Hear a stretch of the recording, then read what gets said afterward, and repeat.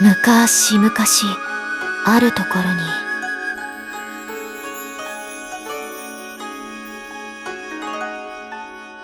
あなたは鎌倉を知っていますか？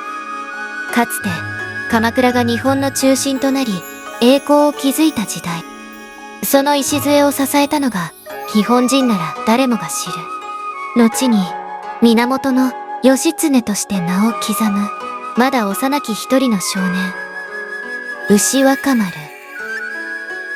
これはただの昔話でも伝説の彼方に消えた名でもありません。歴史をかけた実在の若者の物語です。風のように駆け抜ける彼の胸にはいつも美しい笛の音が響いていました。迷い傷つきながらも希望を決して手放さなかったその小さな背中にどうか耳を澄ませてみませんか？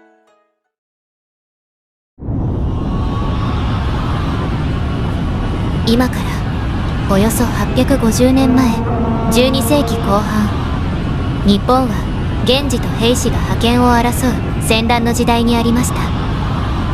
源氏の総大将源義朝は戦に敗れその命運を閉じ、その知らせは京の都から東国へと広がり、源氏を慕う人々は天を仰ぎ深い悲しみに沈んだのでした。その頃、義朝の妻常盤御前はまだ幼い3人の子供たちを連れ平家の手から逃れようと険しい深い山間を必死に急ぐのでした。長男今若、次男音若、そして末っ子牛若丸。母はただ一心に子供たちの命を守ろうとしたのです。しかし運命は容赦なく襲いかかります。逃れる途中、常盤御前たちは平家の兵に見つかり捕らえられてしまったのです。捕らえろ。冷たい冬の空の下、連れて行かれたのは敵方平家の棟梁平清盛のもと、源氏の血を打とうと剣を抜く清盛の前で常盤御前は震える声で願いました。私のことはどうなっても構いません。どうか子供たちの命だけは。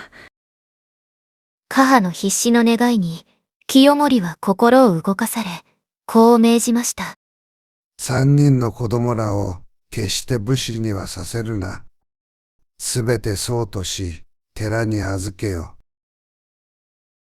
こうして、長男と次男はすぐに寺へ、そして、生まれて間もない末の子、牛若丸だけが、母と共に数年の短い春を過ごすことを許されたのです。それは、暖かく、しかし儚い日々でした。厳しい世の中で、母は身を隠しながら牛若丸に深い深い愛情を注ぎ、その幼子は静かにすくすくと成長していきました。けれど約束の日は確実に近づいていました。牛若丸7歳の春、常盤御前は牛若丸を抱きしめ震える声で告げました。牛若丸、あなたは私と離れ寺に入らなければなりません。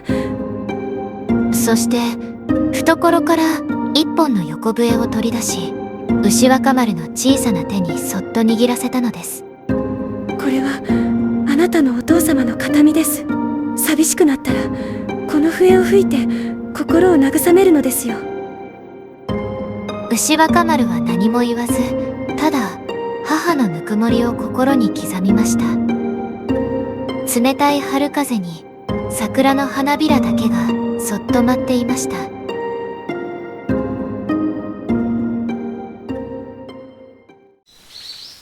牛若丸は京の都の北にそびえる鞍馬山の寺に預けられました。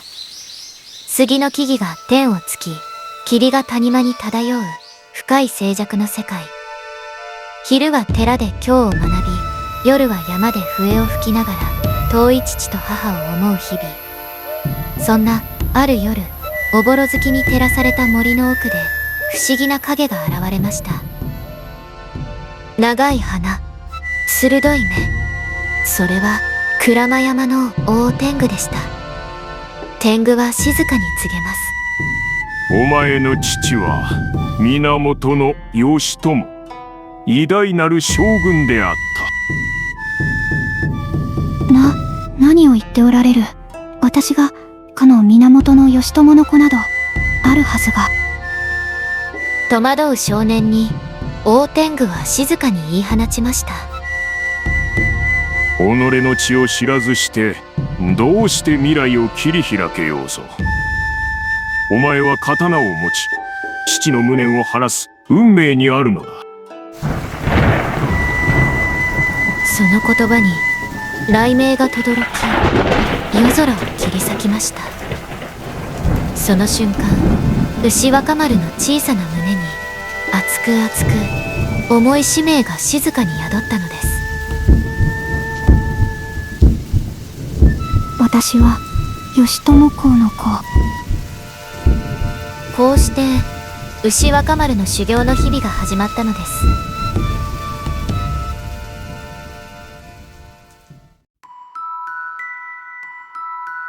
昼は僧として学び、夜は天狗と剣を交わす。冷たい夜風の中、飛び、走り、切り、かわす。牛若丸は森を駆ける風のようにたくましくなっていきました。何度も転び、剣を落とし、傷つきながらそれでも立ち上がる。その度に天狗は静かに見守り、牛若丸を励ましました。私は源氏の血を引き継ぐ者。これしきのことでくじけてなるものか、くじけてなるものか。やがて月日は静かに流れ、牛若丸の剣は天より授かりし花をひとひらずつ開花させていきました。その立ち筋は流れる水のように軽やかで、稲妻のように鋭く、そして霧深き山間を自在にかける白鷲のようにしなやかで強くなっていったのです。ある日、大天狗はそっと微笑み、こう告げました。牛若殿、立派になられた。もはやあなたに教えることは何もありません。さあ行くのです。15歳の春、牛若丸は鞍馬山の寺を後にしました。静かに、しかし確かに彼は未来へと歩き出したのです。夜明けの空はまだ冬の冷たさを宿しながら、ほんのりと春の匂いを運んでいました。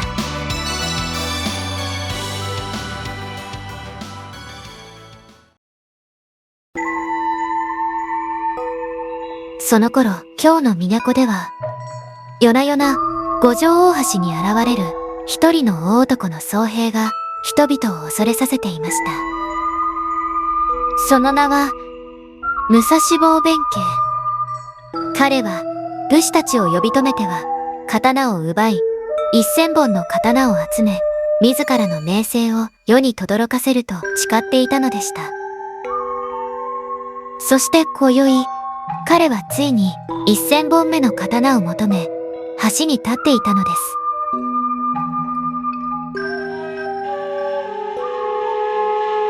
川面に揺れる月の光、静まり返る夜の空気の中、どこからともなく澄んだ笛の音が流れてきました。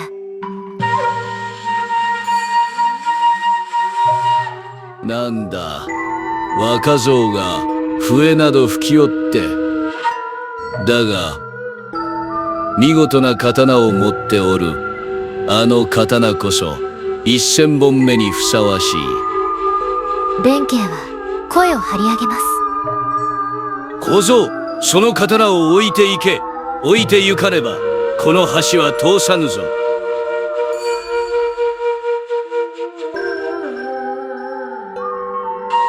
お前が夜な夜な都を騒がせているならず者か。何、子供だとて容赦はせぬぞ。置いて行かねば奪い取るのみ。若者は小さく首を振り、微笑みながら言いました。なるほど。噂通りの乱暴者だ。私の刀、取れるものなら取ってみよう。生意気な小僧め。弁慶は、なぎなたを振り上げました。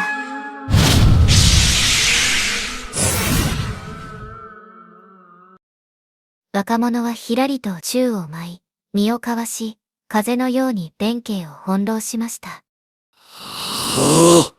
その程度では、私の刀は取れませぬ。弁慶はひざまずき、肩で息をしながら、ふと後ろを振り返ると、その若者は、すでに橋の向こうへと歩き出し、美しい笛の音を奏でるのでした。その姿に、弁慶は驚愕し、深く頭を下げます。参りました。よろしければどうかお名前を。我が名は、源義朝の子、牛若丸。平家を討つため、都へ出てきたのです。弁慶は深く頭を垂れ、静かな決意の声で答えました。なんと、源氏の若様であられたか。恐れ入りました。どうか、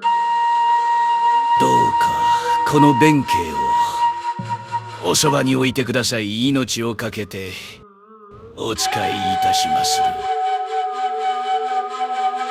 こうして、弁慶は、己のすべてを牛若丸に捧げることを誓い、忠義の道を歩み始めたのです。月に照らされた五条の橋の上、二つの運命が交わり、日本の歴史を新たな時代へ動かし始めたのでした。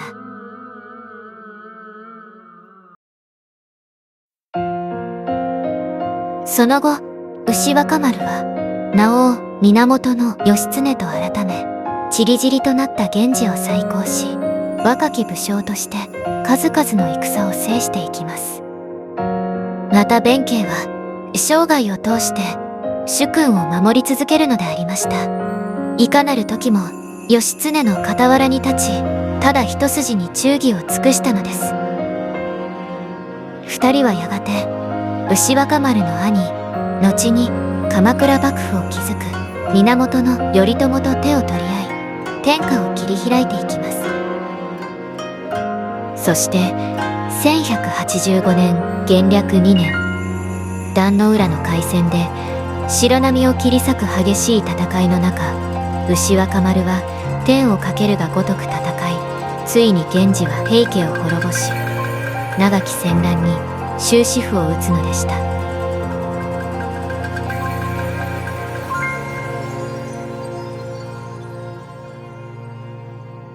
静かに、しかし確かに、あの日の笛の音は牛若丸の胸で鳴り続けていました。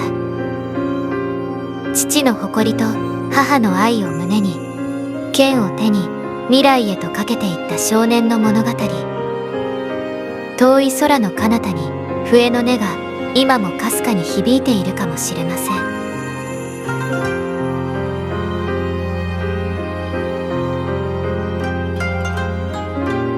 信じる者を守り、たとえ孤独の中でも希望を手放さない静かな意志。それこそが牛若丸、義経が残した本当の強さなのです。物語は幕を閉じても魂は生き続ける。それが日本の昔話という名の永遠の記憶。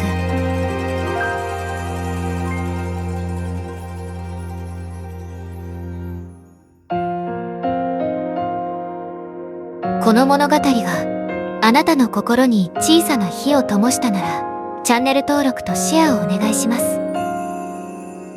それではまた次のお話でお会いしましょう。